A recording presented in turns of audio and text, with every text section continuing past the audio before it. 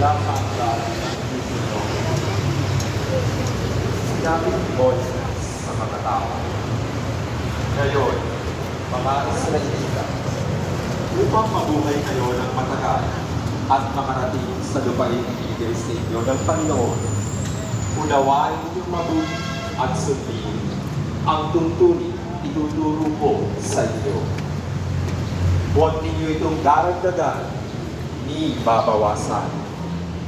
Sundin ninyo ito ng walang labis at walang